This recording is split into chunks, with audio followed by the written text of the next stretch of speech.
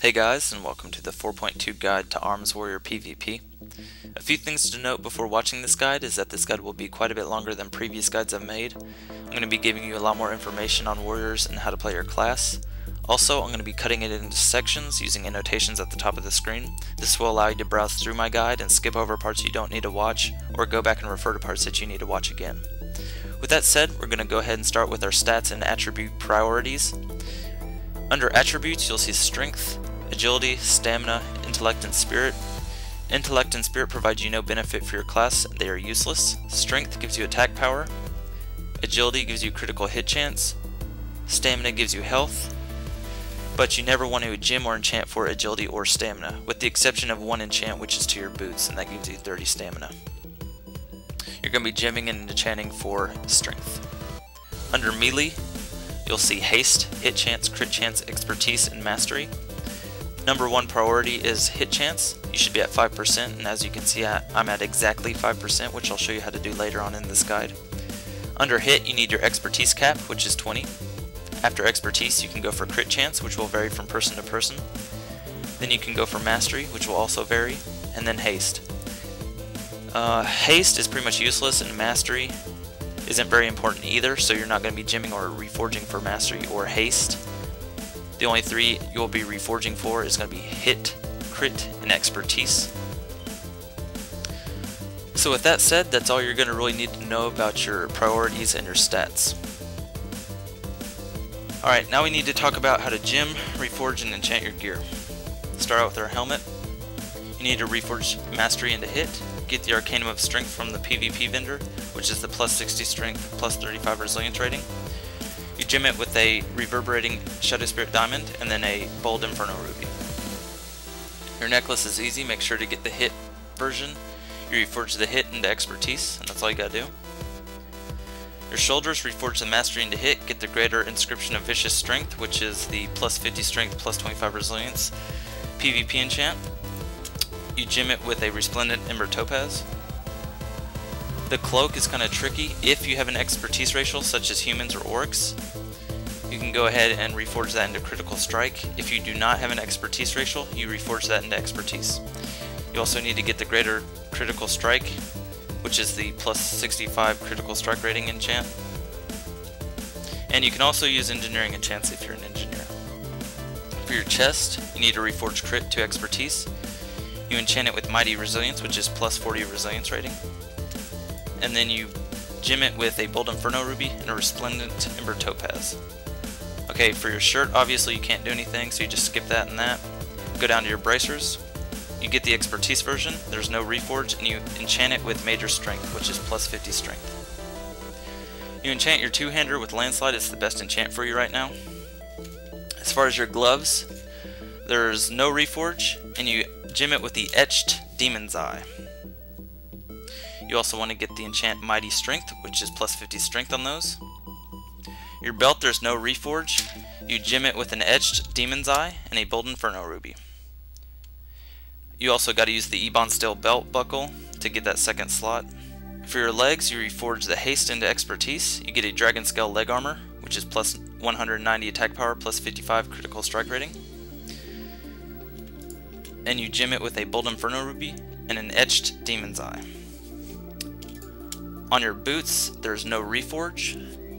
You get the plus 30 stamina and minor movement speed, which is Earthen Vitality. And you gem it with a Resplendent Ember Topaz. And the rest you leave alone, and that's it for gemming, reforging, and enchanting. The next thing I want to talk about is talents and how to set up your talent tree. Before we go into it though, there are a bunch of different ways to set up your talents, and there is a bunch of personal preference involved. So that said, let's open up my talents and see what I have. I have 3 into War Academy, 2 into Field Dressing, 1 into Blitz, 2 into Second Wind, 3 into Deep Wounds, 3 into Taste for Blood, 1 into Sweeping Strikes, 2 into Impale, 2 in Improved Hamstring, 2 in Improved Slam, 1 into Deadly Calm, 2 into Blood Frenzy, 3 into Lamps to the Slaughter, 1 into Juggernaut, 2 into Sudden Death, 2 into Wrecking Crew, 1 into Throwdown, and 1 into Bladestorm. That's my arms tree right there. My Fury tree, I have 3 into Blood Craze, 2 into Cruelty, 1 into Rude Interruption, and 1 into Piercing Howl.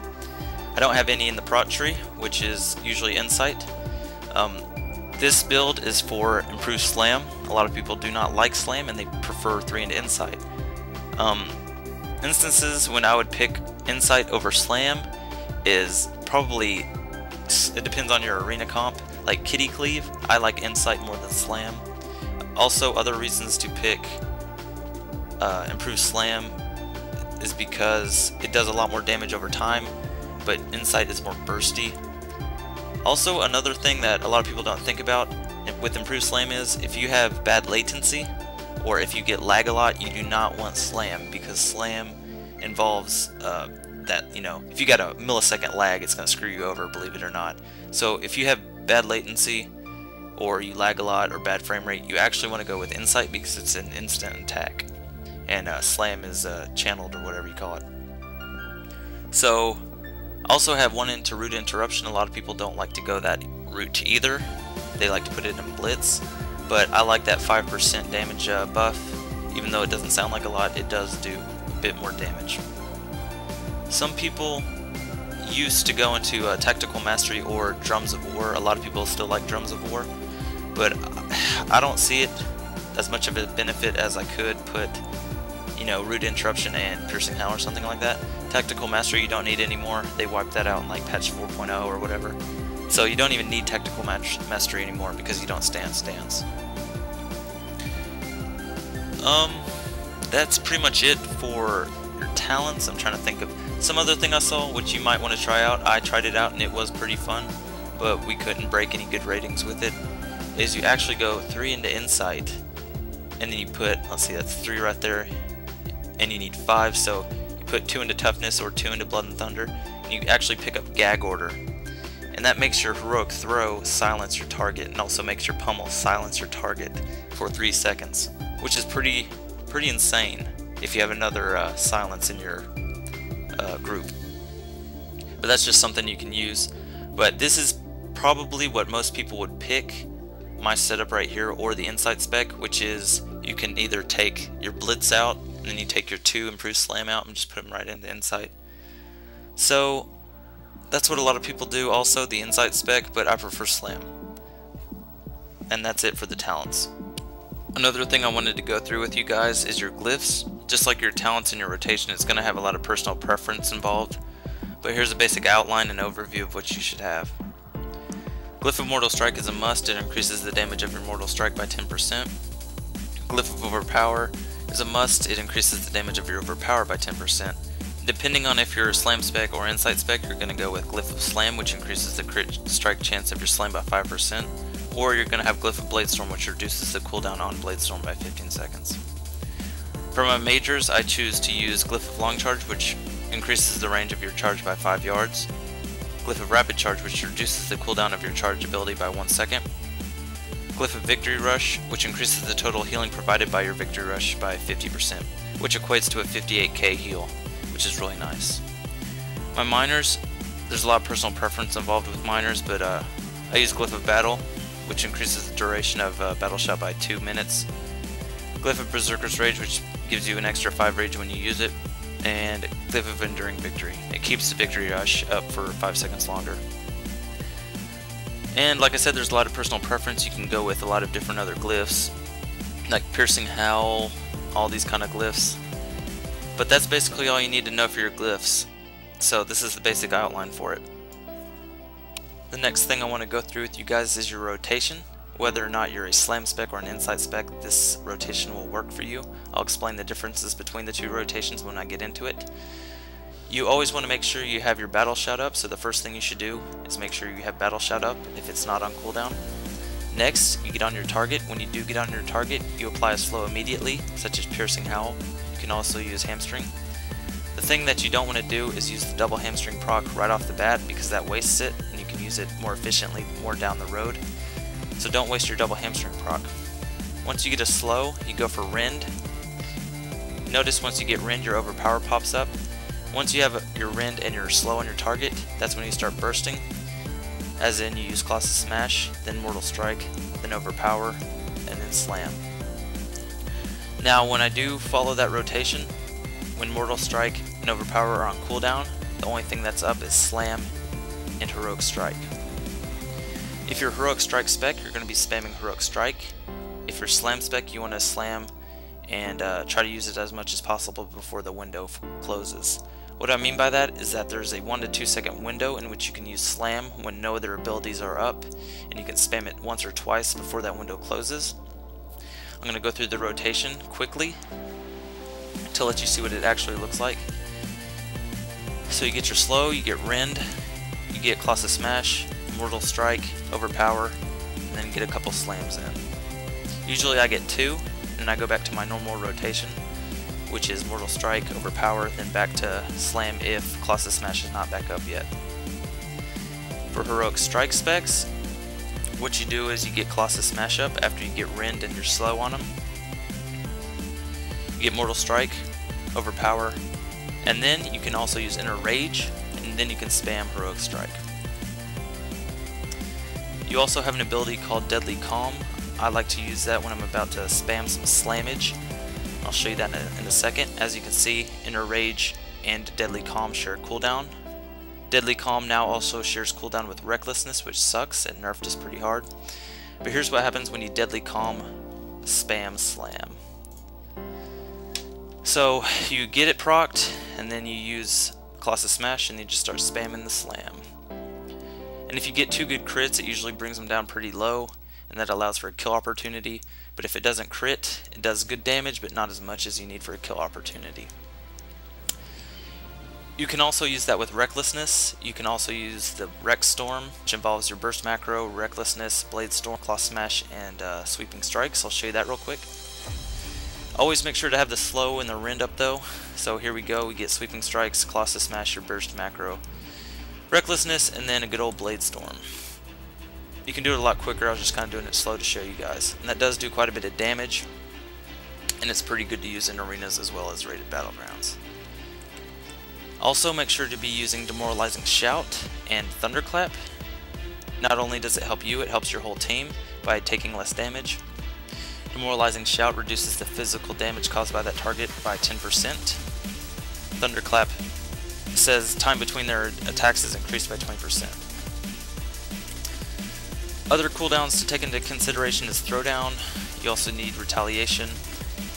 Warriors are often situational, and it always depends on your situation. Some skills are more important to use in certain situations than others, so you kind of got to go with it and go with your instinct. As far as rotations, that's all you need to know. Just watch out for that Slam window, and also watch out for that Heroic Strike window. Just as a recap, I'll show you my Slam spec rotation again. Slow, Rend, Colossus Smash, Mortal Strike, Overpower, and then get a Slam or 2 in.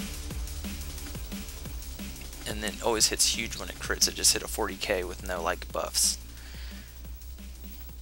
So as you can see, that's pretty much the basic rotation.